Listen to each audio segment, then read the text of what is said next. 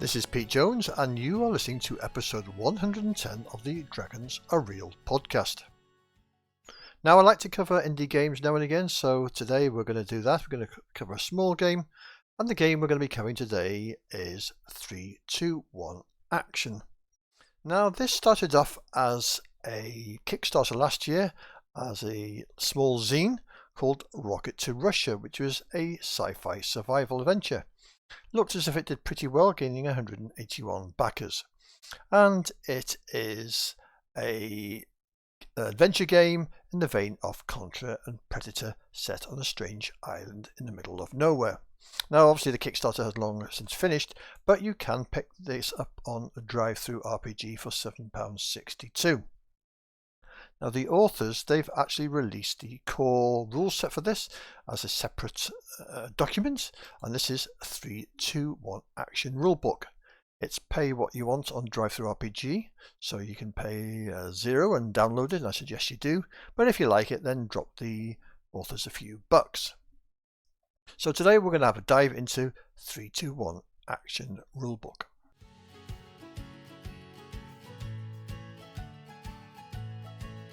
So 3, 2, 1 Action Rulebook is by Gio Colazzo and John McGuire. It's all about the game and how you play it, and so said Lemmy, and that's the quote from the inside front cover. So these set of rules are designed to play your favourite 80s action movies. Think of Sly Stallone or Arnold Schwarzenegger. So your 80s action, your crime drama, your haunts, heist, mysteries, sci-fi space operas, or weird westerns. There are 2 roles in the game. There is the players and there is the referee, or in this is called the game runner. And the game runner runs the game like a scene from a show. The basic mechanics of the game are determined by a 10-sided dice. So for each task the players want to do, the game runner sets a challenge rating, and this is either 1 for a light challenge, 2 for a medium challenge, or 3 for a hard challenge. And the game runner sets the task level and which stat is to be used, and the player rolls a d10, adds the difficulty of the challenge to their dice roll, and is trying to roll equal or under their stat to succeed. The stats are in the region of 2 to 9, so as you can see, a +1 to a +3 can make a big difference. The game runner can also add a -1 to -3 to the rolls if they think that they need some boost in some way. The general principle of the game is that when the action is taking place, or the task is taking place, then the players are to explain how they're going to fill that plot hole in 2 sentences. So it's keeping it nice and simple, not lots of reams of information. Tell the GM what you want to do in 2 sentences or less. Depending on the result of what the player says, the games runner can award a -1 to a -3 roll. So if it's a fine answer, -1, a creative answer could give you a -2, and if it's a really super creative answer and everybody roars with laughter, then they get a -3 to the roll. So let's see how a turn works. Now, instead of just your normal move and action game, when there is a rigid order, they like to try and keep the fun flowing in the game. So there's no initiative system at all. Everybody works together, and there is a 4-turn sequence, or 4 sequences in the turn. So the turn starts by the games master reading the flavor text. Secondly, they ask the players what they would like to do, and in most scenarios, the players go first. Unless there's something like an ambush or a trap. Players then explain what they're going to do and see what happens. Then thirdly, the monsters and creatures or NPCs go next, and fourthly, the players get to take a second action in the turn. And this is how the game resolves in those 4 nice sequence points. When it comes to combat, it's nice and simple. The players tell the GL what they are planning to do, and attacks always hit. A bit like Into the Odd or Electric Bastion land. And the damage you do depends on the weapon you have. and each weapon has a plus or a minus to it. And you roll the damage, roll a d10, and add or subtract the damage, and that's how much damage you do. So for example, a handgun does -3 damage. So you roll your d10, subtract 3 from it, and that's the damage you've done. Any score of 0 or less causes 0 damage to the target. Each weapon has 2 attacks per turn unless specified otherwise, or they can also do 1 special attack per player's turn. And when we come to weapons, we'll have a look at the special attacks that these weapons do. Remember, this is a core set of rules, so it's not really in depth with lots of long lists of equipment and weapons. There's just some examples and you can riff your own. When it comes to damage, they don't use health points or hit points. They use something called luck points, and these luck points, besides acting as your health, can also be used to spend to influence dice rolls. So you start off with 20 plus a d10 worth of luck points, and every time you take damage you reduce it from your luck point total, and if your luck ever is reduced to 0, that character is dead. But as I said, you can also spend luck to adjust player rolls, and there is no limit to the amount of luck you can spend. You spend it, reduce it from your luck total, and for each point spent you can increase or decrease a roll by 1. So spend 5 luck and you can add +5 or -5 to a roll. The only rule to this is that you cannot use luck points to adjust weapon damage or to directly assist another player.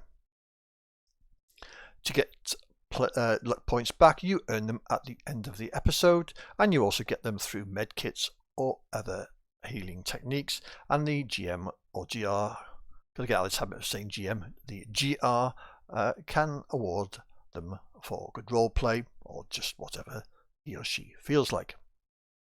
So as I said, at the end of the episode there is a wrap up, and each player rolls a d10 and gets that many luck points back, and you always re-roll a 1 when you roll for your luck points, so you're always going to get a minimum of 2. Note there is no maximum number of hit points, so if you don't spend them during the episode and you roll again, you can just keep adding to your luck points, but the chances are you're going to try and use these in the episode to make it more cinematic. And then at the end of the episode there is an awards ceremony, and basically everybody around the table has looks at the highlights of the game and awards points. So for the best comedy moment, that person gets 1 luck point. For the best action sequence, they get 2 luck points. And for the best line or quip of the night, they get 3 luck points. And you can also add to this if you so wish. Now, most of this game is going to be run theatre of the mind, so there won't be counting squares or hexes. But you need to know roughly how far a player can move for even through your theatre of the mind. So most players, or most characters, can roughly move 40 feet per turn, but this is affected by the weapon you are carrying. And basically, characters can move 10 feet per penalty of their weapon. So if you're carrying a weapon that causes -4 damage, then you'll move 40 feet. And if you're carrying a weapon that causes -2 damage, you are moving 20 feet. And this is because the amount of damage of the minus is also the higher the number is the less deadly the weapon. The lower the number is the more deadly of the weapon. And if you're carrying really heavy equipment, you can only move 5 feet. When it comes to the characters, there are 6 main stats that are determined at the beginning of the game, and these are split into physical and mental stats, of which there are 4, and survival stats, which there are 2. So your physical and mental stats are action, which is your general all-purpose movement-based stat, your brains, which covers your book smarts, street smarts, knowledge, intuition, your brawn, which covers your pure physical strength, and your charm, which is your persuasiveness and your intimidation, that sort of thing. And there we have 2 survival stats. You have your cool, which is your mental fortitude, so this is about keeping your head when the sky is falling down. Keeping your cool can help you stay on task and add a bonus to your roll, or the inverse, giving you a penalty for losing it. When it comes to guts, guts is for your intestinal fortitude and your endurance. However, when it comes to guts checks, if you fail 3 guts checks in an episode, then you apply a -1 penalty to all 6 of your stats, including your guts, so you are getting worse. If your guts check is your 4th fail, then the character can die. You can reverse failed gut checks in one of 2 ways. First one is by having some battlefield medicine or first aid kit, and the second is by using 5 luck points to reverse a failed guts check. So let's have a look at how you create a character. Now you start off by rolling 6 d10s. Any roll of 1 is bumped up to 2, and any roll of 10 is reduced to 9. And then you allocate those 6 rolls to your 6 stats in any way you wish. And it does suggest that you put your highest roll in your action stat, as that is the stat most likely to be used. There is an alternative to add an array of 6 numbers to your stats if you don't want to roll. And then you pick a simple roll, a roll spelled R-O-L-E-S, not R-O-L-L-S. So it gives 6 sample rolls here, and each of the rolls has a +1 to one stat and a -1 to another stat. And obviously you can design more as you so wish. So for example, a doctor adds +1 to brains and -1 to charm. Then you write a backstory for your character, and this isn't one of those long convoluted backstory that nobody's ever going to look at. This is a nice example that you have a backstory in 3 sentences, and one of these sentences should be about your role, one is based on your motivation, and one is based on what brought them to the adventure, and the rest of the character backstory will come out during play. When it comes to inventory, in the best form of the movies, characters travel light, so you can carry a maximum of 4 items at any given time. And it suggests a standard equipment list should be a handgun, a combat knife, a shotgun, and a tool or medikit. And certain heavy stuff counts as 2 slots, which is probably common sense, but it's written here anyway. When it comes to weapons, weapons are divided into 2 sorts, melee and ranged, and each weapon has a damage rating, a movement in combat, how many rounds of ammunition it can have, and any special attacks. So for example, a combat knife is a movement of 40 and its damage is -4. A special attack is a successful action check to sneak, means you can make a stealth attack and the damage penalty drops to 0. However, if you don't kill a creature outright, it gets to attack with a damage penalty of 0. An M9 handgun is a movement of 30 with 15 round magazine with damage -3, and its special attack can be used to disarm an enemy with a weapon. To disarm, target a weapon and then make a damage roll.